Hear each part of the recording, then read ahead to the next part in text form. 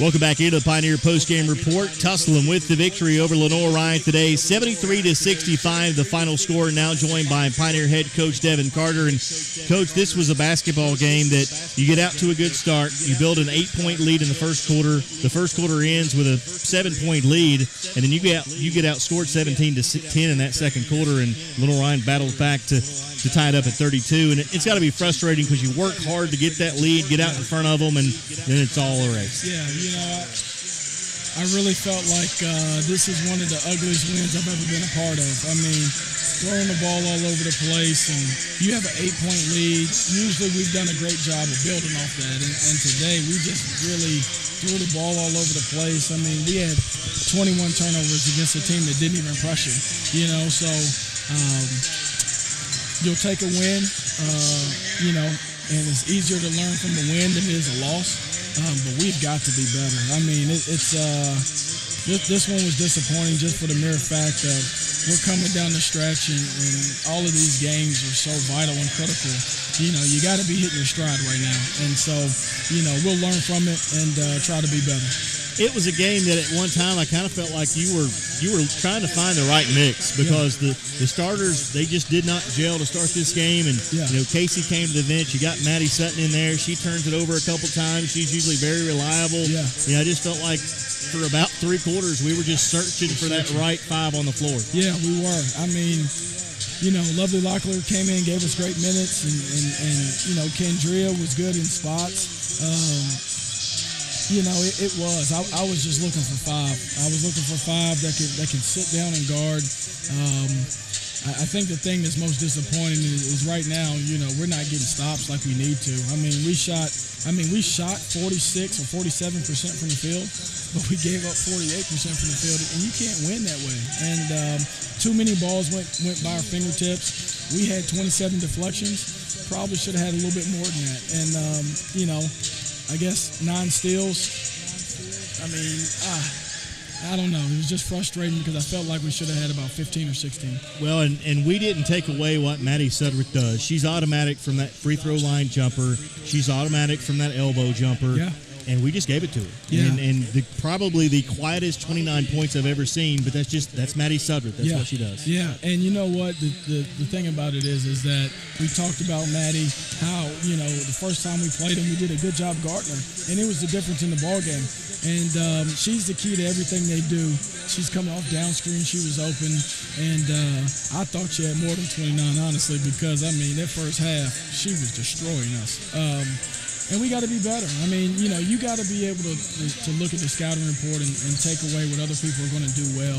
And I thought we did a poor job of that tonight. I told the girls, you'll take a win, but sometimes you got to compete with yourself, and you got to be better. It's like driving a Buick when you're supposed to be driving a Mercedes. We'll take the win, but definitely not pleased with it. In that second quarter, I used the car analogy. The car hadn't broke down, but it sure was leaking oil in that second quarter. Yeah. And Tanita kind of got going. She was beating us on backdoor cuts, and it was just kind of those little things that were getting us beat in that second quarter, and it spilled over into the third quarter a little bit. Yeah. Blocking the backdoor cut. The passing, not seeing the player open on the offensive end when they were open, we would pass it after they'd already given up on the play. It was just a lot of little things that combined on us. Small things, and that's the thing is that, when you go through the second time in the league, everybody's going to know what you do well. They were calling out our plays from the bench as we were with theirs, but, you got to execute, when people know what you're going to do, what you're doing. So, we'll take it. We'll move on with it. I told the girls that sometimes it's easier to duck your head after a win and feel bad for yourself, but we won and we accomplished our goal, but we know we can play better as well. Good thing is everything you needed to happen in the South Atlantic Conference standings today happened. Yeah. Catawba and Anderson both got beat.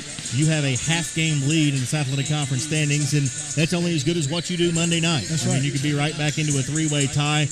22nd ranked Wingate coming into Pioneer Arena Monday night. Yep. Quick turnaround, but a huge game. And I know we talk about, we just do what we do, and we'll tell the players that. But right. Between me and you, it's a huge game Monday night. Absolutely. And I told the girls in the locker room a second ago, you still control your own destiny. Our goal when we started the year, obviously, was to make the conference tournament, but another goal of ours was to host in the conference tournament. And so coming down the stretch here, we get Wingate here and not looking past them, but then you got Anderson and Newberry on the road.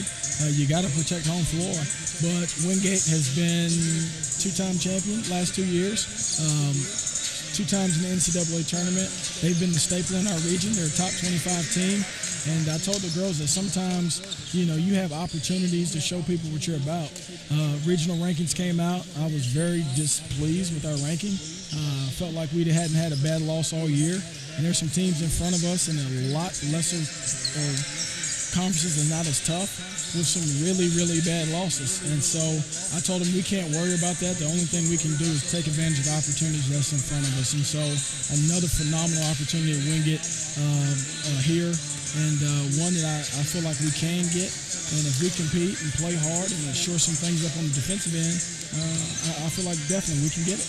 And I'm proud that we have that opportunity to play for a home game. Yeah. This program was in shambles 3 years ago. Yeah. It's taken 3 years to build it back to where it is. Yeah.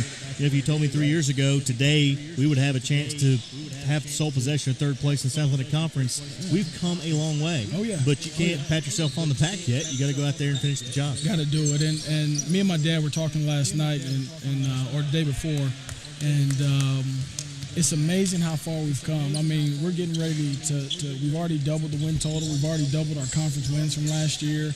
And last year was our first full recruiting class. And so now we're in a situation where we can, not all the time, we still have to work a little bit harder than others.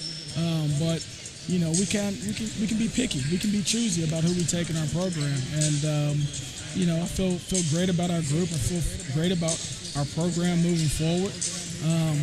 But that's stuff you can look on after the season. Right now, we got to take care of home court on Monday, rest up, ice up, do whatever we got to do, because Marta Masenko is coming up in here, and she's been the best post player in our league for about 3-4 years now. So very proud of the girls, though, to get the win. And then, Monday, hey, let's do it. Tusculum College with the win over Lenore Ryan today, 73-65. Up next, a matchup with 22nd ranked Wingate this Monday night, as Tusculum plays the makeup game and plays for sole possession of third place. Head coach Devin Carter, I'm Justin Jeffers. Again, your final, Tusculum 73, Lenore Ryan 65. Pioneer Men play next. Stay tuned for Pioneer Men's basketball.